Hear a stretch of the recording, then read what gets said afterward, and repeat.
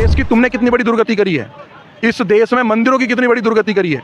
जो कभी कश्मीर में नहीं बोले, जो कभी कलकत्ता कर्नाटक बेंगलोर पे नहीं बोले, जो कभी राम मंदिर पे नहीं बोले, कभी काशी और कभी मथुरा मुद्दे पे नहीं बोले, कभी हिंदुओं के जेनोसाइड पे नहीं बोले, ये लोग सवाल पूछ रहे कि भाई कितने गिरे, क्या हुआ, कैसे गिरा, को तुम्हारे बाप का है क्या। 3 महीने से अरविंद केजरीवाल बिना जमीन पे पैर रखे आ रहे हैं। उस जैसे युवा को मौका दिया जाए जिसने कभी बॉलीवुड में भी अश्लीलता नहीं परोसी, जिसने कभी अपशब्द नहीं बोला, जिसने कभी भी बहन बेटी की बेइज्जती नहीं करी।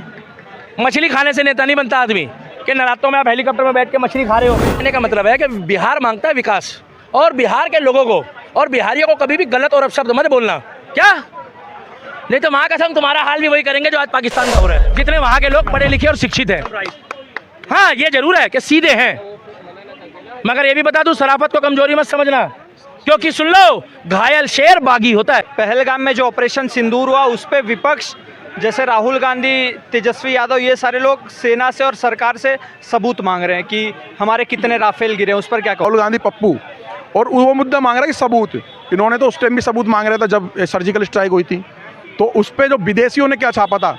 कितनी बड़ी शर्मनाक बात है कि अपने ही सेनाओं पे तुम सवाल उठा रहे हो, अपने ही बनाई हुई जो आम जनता ने कभी तुमने चुना था, तो तुमने इस देश का गजवाए हिंद कर दिया, इस्लामीकरण कर दिया, मुस्लिम तुष्टीकरण की आप लोगों ने राजनीति करी, आतंकवादी घुसपैठ आपने स्लीपर सेल पूरे बांग्लादेश और पाकिस्तान से घुस करके अपने 2-4 करोड़ का आदमियों का वोट बैंक बनाया।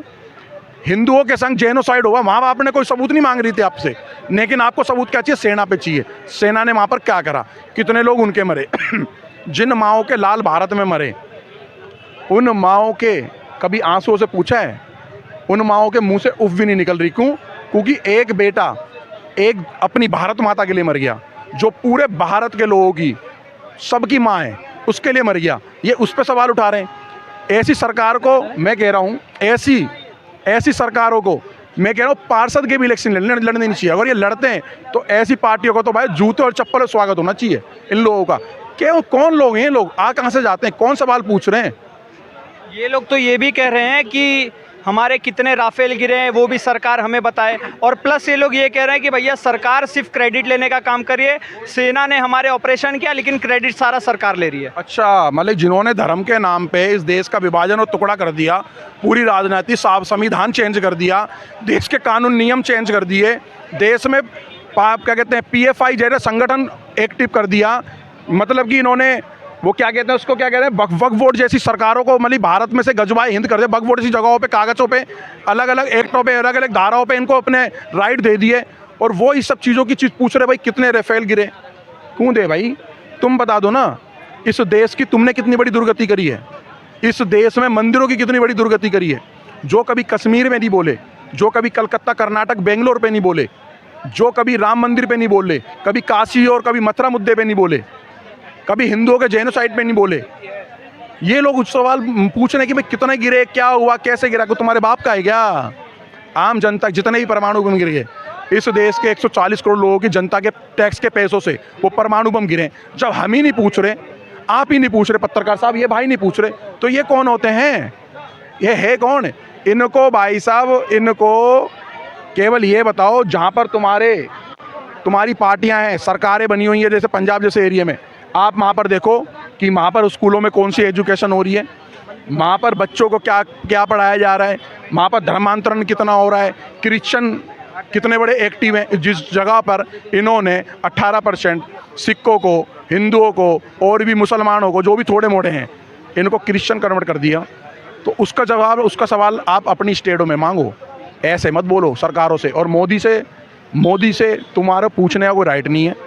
अगर कोई पूछ सकता है, कोई तुम्हारी पार्टी में कोई देशभक्त है, इस भारत माता का असली सपूत है, जिसने इस देश को गजबाए हिंद करने से उस टाइम लड़ाई लड़ी हो, तुम्हारी खिलाफत करी हो, तो वो पूछ सकता है, नहीं तो ये नहीं पूछ सकते। वैसे विपक्ष तो ये भी कह रहा है कि ऑपरेशन सिंदूर के नाम पे बीजेपी बिहार में वोट मांगना चाह रही है। भाई साहब एक बात बताओ, देखो मैं ना ज़्यादा इन राजनीतिक मुद्दों पे बोलता नहीं, बीजेपी किस पे वोट मांग रही है, कांग्रेस किस पे मांग रहे। बिहार में जो ये कांग्रेसी जा रहे हैं ना, ये क्या ये रहे नहीं है बिहार के अंदर, इनकी पार्टियां नहीं रही है, इनकी सरकार ही नहीं रही है। इन्होंने बिहार के लोगों के साथ क्या कर लिया? बिहार के लोग अपनी स्टेट छोड़ करके अलग अलग राज्यों में कूद जाके काम कर रहे हैं। क्यों पूरे भारत के अंदर जगह जगह जा कर के वहाँ के लोगों को अरबपति खरबपति बना दिया बिहार के लोगों ने। क्या बिहार के लोग अपनी स्टेट में रह करके अपने स्टेट का डेवलपमेंट नहीं कर सकते थे? अपने यहाँ इंडस्ट्री लगाते ना, अपने लोगों को अमीर और करोड़पति अरबपति बनाते ना। सबसे बड़ी इंडस्ट्री बिहार के अंदर होनी चाहिए थी ना, बाहर क्यों हो रही है? पहले वहाँ पर ये विकास कर लें।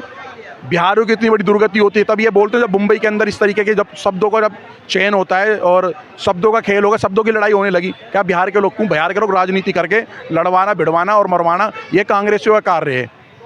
और बिहार के अंदर मैं तो कहता हूँ सरकार वो बनाए जो बिहार को इस भारत भूमि के अंदर सबसे नंबर 1 पे ले जाए।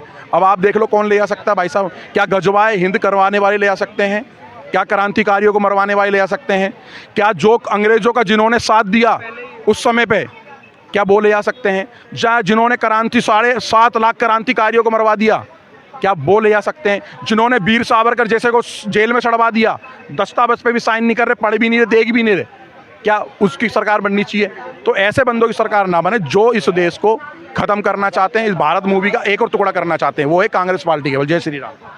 ऑपरेशन सिंदूर के नाम पे बीजेपी सिर्फ बिहार में वोट बटोरना चाहती है। देखिए भाई साहब, ये आप बोल रहे हो, ये कौन बोल रहा है? ये कौन बोल रहा है? आप बोल रहे हो या पार्टी विपक्ष बोल रहा है? हाँ तो विपक्ष बोलो ना, आप ऐसे काहे डरा रहे हो आप? नहीं तो मैं तो आपसे भिड़ जाऊंगा भाई साहब। हाँ मैं ऑफ कैमरा मेरे को कुछ भसुड़ी हो जाएगी।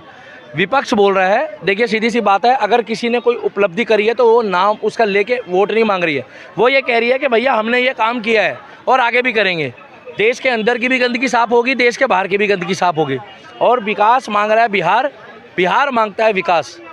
आप पिछले 70-80 सालों में जब से देश आज़ाद हुआ है अब तक बिहार में कितने लोगों का गाँव में बिजली, पानी, सड़क, अस्पतालों की तो खैर स्थिति इतनी बुरी है कि अगर कोई सच बोलता है तो वो वहाँ पर मार खाता है भाई साहब। जब वहाँ काम नहीं हो रहा तो हम क्यों बोले?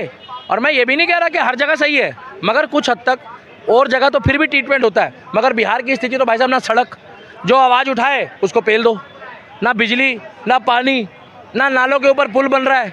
अभी एक भाई सिवान का आया था, बता के गया 4-4 घंटे जाम लगता है नालों के पुल पे। तो भाई साहब एक बात बताओ, जो सच बोलता है उसको उसकी सज़ा मिलती है। मैं तो कह रहा हूँ कि जातिवाद को छोड़ के अगर बिहार अब की बारी 5 साल के लिए वोट डाले तो भाई साहब ठाकुर हो, राजपूत हो, क्षत्रिय हो, वाल्मीकि हो, भूमिहार हो, ब्राह्मण हो, जाट हो, गुजर हो, ठाकुर हो, मगर वोट उसको डाले जो नेता वहाँ पे काम करना चाहता है, चाहे वो बीजेपी के अलावा निर्दलीय भी हो, उसको वोट दो ना। अब नीतीश बाबू को बीजेपी को लेना मजबूरी है भाई साहब, जातिवाद की राजनीति है, तो हम तो ये भी नहीं कह सकते। मगर ट्रंप और नीतीश कब पलट जाए ये नहीं पता। हाँ भाई साहब, इनको कोई पता ही नहीं होता कब पलट जाए।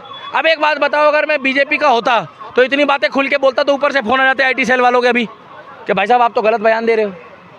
मैं तो कह रहा हूँ कि देखो ये मजबूरी है, मगर बिहार मांगता है योगी मॉडल, बिहार मांगता है योगी जैसा मुख्यमंत्री, और बिहार मांगता है जिस तरीके से आज लखनऊ में लॉ एंड ऑर्डर है उसी तरीके से पटना में लॉ एंड ऑर्डर हो। और पटना के भी लोग चाहते हैं, बिहार के भी लोग चाहते हैं कि हम वहीं मेहनत करें, वहीं डॉक्टर, इंजीनियर, प्रोफेसर बने, अपने गांव का विकास करें, अपनी सड़कों का विकास करें, अपने क्षेत्र का विकास करें और बिहार में अपने माता पिता के साथ रहें, अपने परिवार के साथ रहें। मगर बिहार के लोग अब तक पिछले 70-75 सालों से परेशान हैं।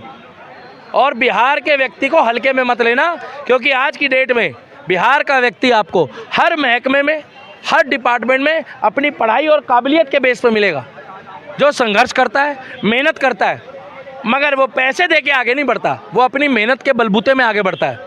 और वो लालटेन जला के आगे बढ़ता है, मगर वो लालू जी की नहीं होती, वो उनके पिताजी की मेहनत की कमाई की होती है, जिससे उसके घर में उजाला आता है। क्योंकि आप लोगों की एक दिक्कत है, आप लोग लालटेन भी लालू जी की बताते हो, है ना भाई साहब? बिल्कुल।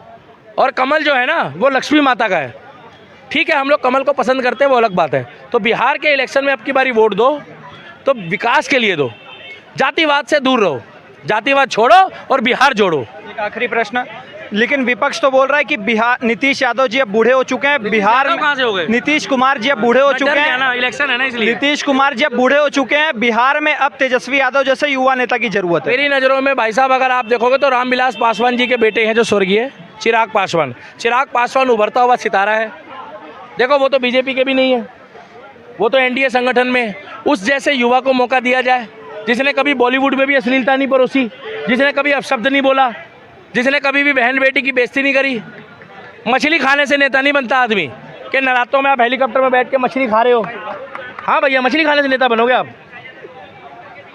या फोटो खिंचाने से? सही बात है, बिल्कुल सही बात आप फोटो खिंचा रहे हो, फोटो खिंचाने नेता थोड़ी बन जाओगे। नहीं नहीं, बिहार में विकास नहीं हो रहा है, आपके घर में विकास दबादब चल रहा है। बिहार की जनता के घर में फर्श नहीं है, आपके घर में सिंगापुर का मार्बल लगा है। और ये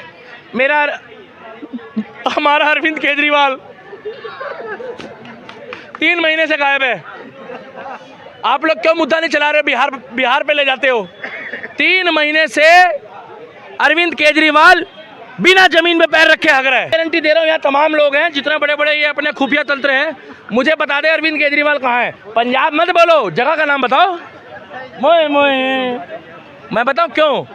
क्योंकि उसको पकड़ के पेल देंगे लोग।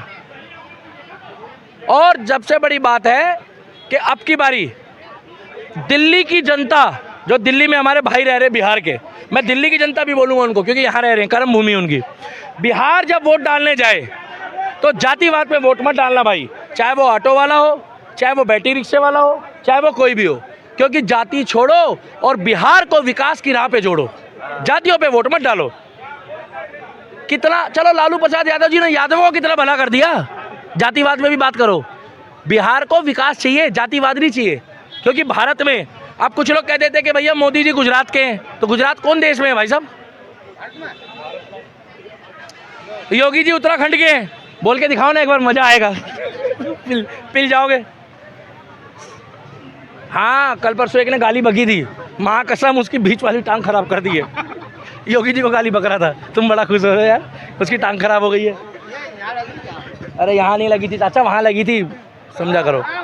तो मेरा कहने का मतलब है कि बिहार मांगता है विकास, और बिहार के लोगों को और बिहारियों को कभी भी गलत और अपशब्द मत बोलना, क्या? नहीं तो माँ कसम तुम्हारा हाल भी वही करेंगे जो आज पाकिस्तान का हो रहा है। हाँ, ये बात है। क्योंकि देखो भाई, अच्छे लोग हैं, सीधे लोग हैं, मगर शराफत को कमजोरी मत समझना, क्या? और रहा सवाल मनीष कश्यप का, आप मत पूछो, मैं बता रहा हूँ। आप उसके लिए कुछ भी बोलो, मैं उसको गलत इसलिए नहीं बोलूँगा कि वो बिहार की जनता के लिए हमेशा खड़ा रहता है, कंधे से कंधा मिला। बिहार की जनता ये चाहती है कि विकास हो, और विकास की राह पे विकास की तरक्की जानी चाहिए। बिहार चाहता है एक्सप्रेसवे, क्या? बिहार ये नहीं चाहता, बिहार के नेता चाहते हैं कि हम चले एक्सप्रेसवे में, मगर एक्सप्रेसवे तुम अपने घर में मत बनाओ, घर के इर्द गिर्द भी बनाओ। आपको पता है जब उत्तर प्रदेश में ये जो लखनऊ वाला बना था एक्सप्रेसवे, ये काहे बना था बताओ? बताओ। गाड़ियाँ चलने के लिए नहीं बना था। बहुत गलत बोल रहे हो आप, हार गए हो आप। नहीं भाई साहब, गलत बोल रहे हो। अखिलेश यादव, हमें भाभी ने बोला, डिम्पल यादव, हमें बहुत परेशानी होती दिल्ली से आने में, इन्होंने तुरंत बोला केंद्र में भैया एक एक्सप्रेस वे बनाओ। अरे भैया, पूरे उत्तर प्रदेश को विकास चाहिए था, खाली लखनऊ वाले रूट को नहीं चाहिए था। तुमने तो अपने इटावा और मैनपुरी के चक्कर में बनाया था। आज जाकर देखो बिहार के साथ साथ भाई साहब और राज्यों में, उत्तराखंड में हरिद्वार के बाद ऋषिकेश, और ऋषिकेश से जाकर आगे कर्णप्रयाग तक एक्सप्रेसवे और रेल लाइन बिछ रही है। क्यों बिछ रही है भाई? क्योंकि सबके लिए विकास होना चाहिए। यह थोड़ी है कि इनका जहाँ गांव पड़ता है ये नेता ये अपने एरिया में सड़क बनवा ले। तो इसलिए हम चाहते हैं बिहार जो मानता है ना, क्या वो विकास मांगता है। पढ़े लिखे लोग हैं, शिक्षित लोग हैं, और जाति छोड़ो, बिहार जोड़ो, और बिहार को जोड़ के सशक्त बनाओ, मजबूत बनाओ। और बिहार के बारे में, बिहार के व्यक्ति के बारे में कभी गलत मत सोचना, क्योंकि आने वाले टाइम पे क्या सबसे मजबूत राज्य, सबसे विकासशील राज्य अगर कोई योगी जैसा नेता मिल गया तो बिहार की टक्कर का राज्य पूरे भारत में कोई नहीं होगा, जितने वहाँ के लोग पढ़े लिखे और शिक्षित हैं। हाँ, ये जरूर है कि सीधे हैं, मगर ये भी बता दूं, शराफत को कमजोरी मत समझना, क्योंकि सुन लो, घायल शेर बागी होता है।